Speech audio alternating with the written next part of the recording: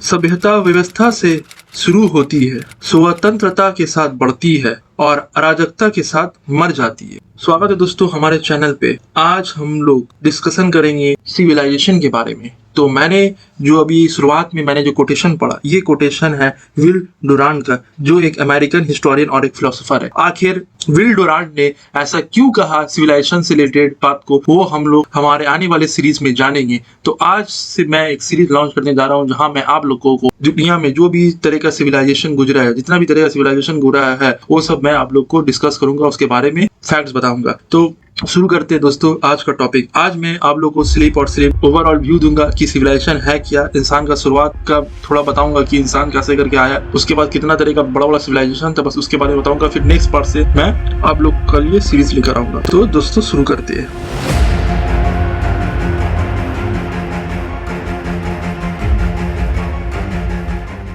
तो अगर हम लोग ह्यूमन एग्जिस्टेंस देखें, सबसे पहले इंसान का शुरुआत कहाँ से हुआ। अगर आप रिलीजियस व्यू पॉइंट से देखें तो एक मर्द और औरत से गॉड ने बनाया, हेवन में रखा, दुनिया में भेज दिया। अलग अलग धर्म में अलग अलग मान्यताएं मिल जाएगी धर्म के हिसाब से, तो ये वो हो गया धर्म के हिसाब से। लेकिन अगर आप जानना चाहते हैं साइंस क्या बोलता है, साइंस क्या थ्योरी थी, साइंस बोला कि सबसे पहले इंसान का शुरुआत मतलब जिंदगी का शुरुआत पानी में हुआ, आरएनए से इंसान का शुरुआत हुआ, फिर आस्ते आस्ते करके इवोल्यूशन होकर अलग अलग एनिमल बना, फिर उसके बाद इंसान भी बना। तो अगर हम लोग ह्यूमन एग्जिस्टेंस का ट्रेस धरने जाए, ह्यूमन एग्जिस्टेंस का शुरुआत देखें तो सबसे पहले ह्यूमन एग्जिस्टेंस का शुरुआत लाखों करोड़ों साल पहले होता है। लेकिन उस वक्त करोड़ों साल पहले कोई आज का जैसा हम लोग ह्यूमन बीइंग नहीं थे। तो मिलियन ऑफ ईयर्स अगो हमारा ह्यूमन बीइंग का ट्रेस मिलता है, लेकिन आज का जो ह्यूमन बीइंग है वैसे फॉर्म पे नहीं मिलता है। तो जो नॉर्मल थ्योरी है, जो ज्यादातर साइंटिस्ट लोग मानते हैं कि इंसान का पूर्वज एप था, यानी कि बंदर से इंसान बना, और हजारों साल पहले ये एप से ही डेवलप होकर इंसान बना। पहले इंसान झुककर चलता था, उसका प्रोसेस है, फिर आस्ते आस्ते इंसान स्ट्रेट चलने लगा।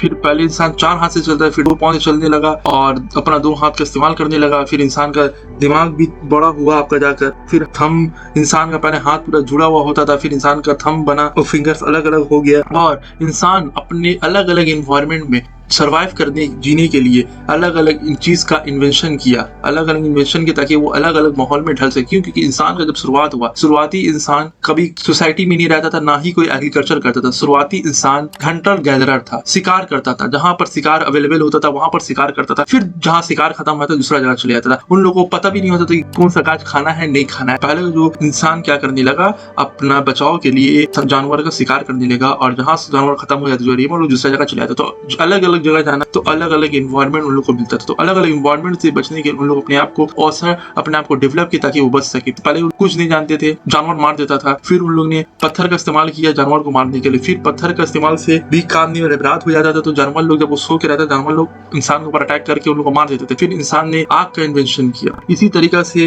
इंसान ने पूरा तरीका से अपने आप को डेवलप करते चले गए। तो शुरुआती इंसान ग्रुप में छोटा ग्रुप में रहा करता था, और जहाँ खाना अवेलेबल होता था वहीं रहता था। फिर उसके बाद जहाँ खाना खत्म होता है उसको छोड़ के दूसरा जगह चले जाते। नोमैडिक और एक वेंडरर का तरह जिंदगी गुजारता था इंसान। तो उसके बाद एग्रीकल्चर जब डेवलप हुआ तो इंसान क्या हो गया, प्लांट को कल्टीवेट करना शुरू कर दिया, फिर जानवर को भी पालना शुरू कर दिया। फिर उसके बाद सिर्फ जानवर को पालना शुरू नहीं किया, खेती बाड़ी करने वाले इंसान के पास खाना बच गया और इंसान को खाना को स्टोर करने का जरूरत पड़ा, तो इंसान ने क्या किया, पॉटरी बनाना शुरू कर दिया, बर्तन बनाना शुरू कर दिया, जिसमें वो खाना अपना जो अनाज है उसे रख सके स्टोर करने के लिए। तो स्टोरेज के लिए भी पॉटरी वेजल्स बनाना शुरू कर दिया। फिर उसके बाद आर्ट, क्राफ्ट, ट्रेड, मान लो कोई इंसान चावल उगाता है, कोई ग्रुप, दूसरा ग्रुप मतलब दाल उगाता है, तो जो ग्रुप चावल उगाता है वो क्या करे, दूसरा ग्रुप को दाल दे देगा, और दाल वाला चावल वाला को दाल देकर चावल ले लेगा। तो ऐसे करके पहले बिजनेस चलता था, तो ट्रेड का शुरुआत हुआ। फिर और भी एक्टिविटीज, जैसा जैसा इंसान अपने आप को डेवलप करने लगा और सिविलाइज होने लगा, इंसान ने अपना अंदर डेवलपमेंट आते गया, और इंसान का जो काम है वो डेवलप होते रहा और बढ़ते चले गया, कॉम्प्लेक्स होते चले गया, सिंपल लाइफ से कॉम्प्लेक्स होता चला गया।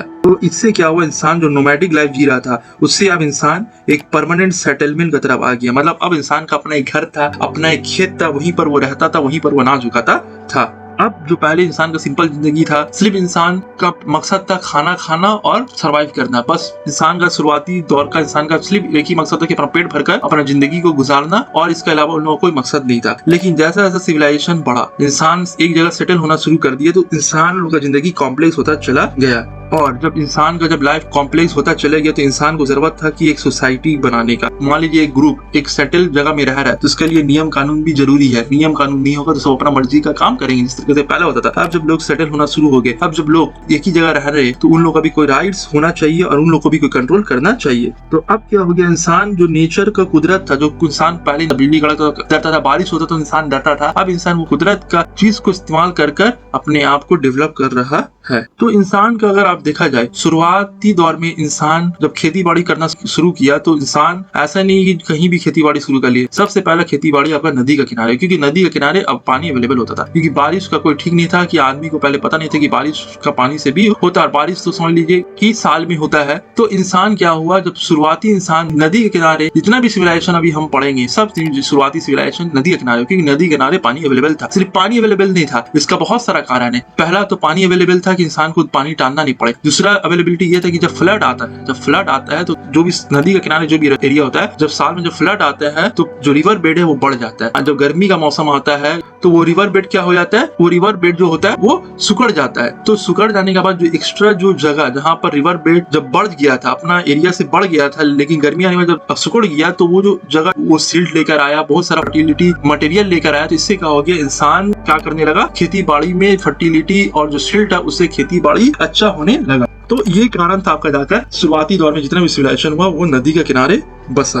तो इसलिए शुरुआती दौर में जितना भी सिविलाइजेशन था हम लोग उसे रिवर वैली सिविलाइजेशन कहते हैं, क्योंकि ये सब नदी के किनारे बसा। तो सबसे 4 मुख्य रिवर वैली सिविलाइजेशन है जिसके बारे में हम लोग पढ़ेंगे, उसके अलावा भी पढ़ेंगे, लेकिन ये 4 मुख्य है। Mesopotamian civilisation, Egyptian civilisation, Indus valley civilisation और चाइनीज सिविलाइजेशन। रिवर क्या क्या प्रोवाइड करता है, सबसे पहले रिवर प्रोवाइड करता है खेती बाड़ी के लिए पानी और इंसान का जरूरत, इंसान को भी पानी पीने के लिए जरूरत होता है, हर एक चीज के लिए इंसान को पानी का जरूरत होता है। तो नदी के किनारे रहेगा तो पानी आसानी से मिलेगा। दूसरा, जब बाढ़ आता है हम बता दिए कि हार्वेस्टिंग और फर्टिलिटी हो जाता है। जमीन क्या होता है उसमें फर्टिलिटी, आज इंसान फर्टिलाइजर बनाता है, पहले तो इंसान का पता नहीं था, साइंस डेवलप नहीं था। और जब इंसान का जो रिवर वैली सिविलाइजेशन के पास जितना भी सिविलाइजेशन गुजरा, उन लोग जब नदी के किनारे जितना भी सिविलाइजेशन गुजरा तो उन लोग के पास खेती बाड़ी जो करते थे उन लोगों का ज्यादा अनाज जमा होने लगा, और ज्यादा दिन तक अनाज रहेगा तो वो खराब भी हो जाएगा। तो उन लोग सोचने लगे कि ये जो मेरे पास एक्स्ट्रा अनाज बच जा रहा है, खराब हो जा रहा है, तो इसे फेंकने से अच्छे से बिजनेस किया जाए। तो ऐसे लोगों को बिजनेस करना शुरू कर दिया जहाँ पर खेती बाड़ी अनाज नहीं होता था, उन लोग को बेचते थे, उन लोग से कुछ और सामान खरीदते थे। तो ऐसे करके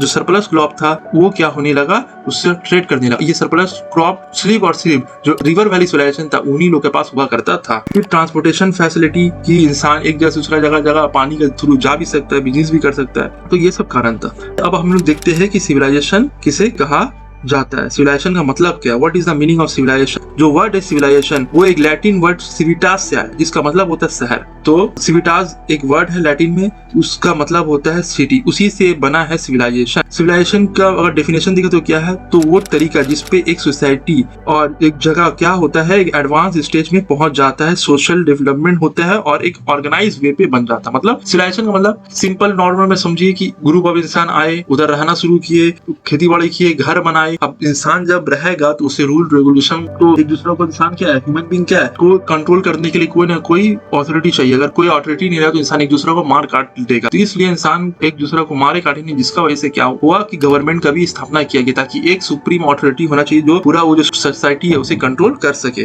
तो सिर्फ सिविलाइजेशन का मतलब ये नहीं कि इंसान बस गया, पूरे सिविलाइजेशन में सब कुछ आता है। इंसान का बसना, घर बनाना, ट्रेड करना, बिजनेस करना, गवर्नमेंट का स्थापना करना और government law and order maintain करना, ये सब सिविलाइजेशन का पार्ट होता है। तो सिविलाइजेशन का कुछ कैरेक्टरिस्टिक है वो देख लेते हैं कि सिविलाइजेशन जहाँ होगा उधर पर एग्रीकल्चर होगा, और एग्रीकल्चर होगा तो आदमी के पास जहाँ खाना रहेगा वहीं पर आदमी बसेंगे, और आदमी बसेंगे तो इंसान का पॉपुलेशन बढ़ेगा, तो हाई पॉपुलेशन डेंसिटी होगा। मॉन्यूमेंट बनेगा, मॉन्यूमेंटल आर्किटेक्चर, जहाँ पर भी इंसान रहेगा उधर मॉन्यूमेंट बनाएगा। फिर जब मॉन्यूमेंट बनाएगा उसके बाद इंसान को कंट्रोल करने के लिए गवर्नमेंट चाहिए, गवर्नमेंट बनेगा। फिर गवर्नमेंट तो एक इंसान अकेला राजा या अकेला नेता तो पूरा सोसाइटी को कंट्रोल नहीं कर सकता, उसको आर्मी रखना पड़ेगा, तो आर्म मिलिट्री फोर्स डेवलप होगा। फिर एक हायरार्किकल सोसाइटी बनेगा कि हर इंसान एक तो जैसा नहीं हो सकता है, कोई इंसान रूलिंग क्लास को बिलोंग करेगा, कोई बिजनेस क्लास को बिलोंग करेगा, कोई खेती बाड़ी करेगा, तो हायरार्किकल सोसाइटी बनेगा। फिर सिविलाइजेशन का कैरेक्टरिस्टिक में कैलेंडर भी आता है। तो हमने क्या देखा कि पहला एग्रीकल्चर होगा, दूसरा हाई पॉपुलेशन डेंसिटी होगा, फिर मॉन्यूमेंटल आर्किटेक्चर यानी मॉन्यूमेंट का बिल्डिंग होगा, फिर आर्म मिलिट्री फोर्सेस रहेगा। जो भी सिविलाइजेशन होगा हर जगह आर्म फोर्स उन लोगों के पास अवेलेबल होंगे। फिर एक हायरार्किकल सोसाइटी बनेगा। फिर उसके बाद सिविलाइजेशन के एक और इम्पोर्टेंट कैरेक्टरिस्टिक ये है कि कैलेंडर होना जरूरी है, कि कोई भी सिविलाइजेशन को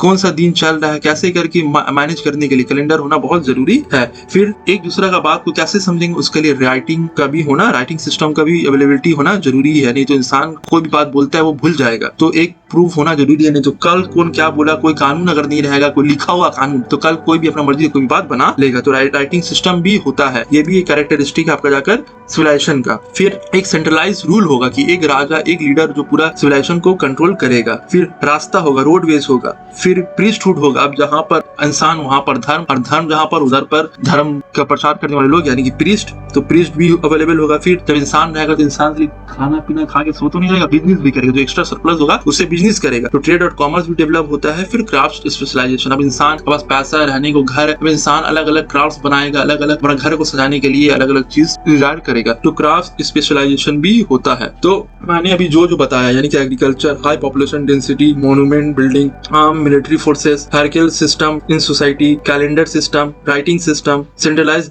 rule, centralised government, roadways, transport, priesthood, trade and commerce, craft specialisation. तो ये नहीं कि इसलिए यही लिमिटेड कैरेक्टरिस्टिक सिविलाइजेशन का और भी कैरेक्टरिस्टिक हो सकता है, बस मैंने लिमिटेड आप लोग को बताया। तो आज मैंने शुरुआत किया आप लोग को सिविलाइजेशन की, सिविलाइजेशन होता क्या। अब हम लोग नेक्स्ट टॉपिक में धरेंगे मेसोपोटामियन सिविलाइजेशन, फिर उसके चाइनीज से इंडस वैली है जो इजिप्शियन है, तो ये सब के बारे में भी हम लोग पढ़ेंगे और जानेंगे। तो दोस्तों जुड़े रहिए हमारे चैनल के साथ, और भी अच्छा अच्छा कंटेंट हमारे चैनल पे आने वाला है। Thanks for watching friends.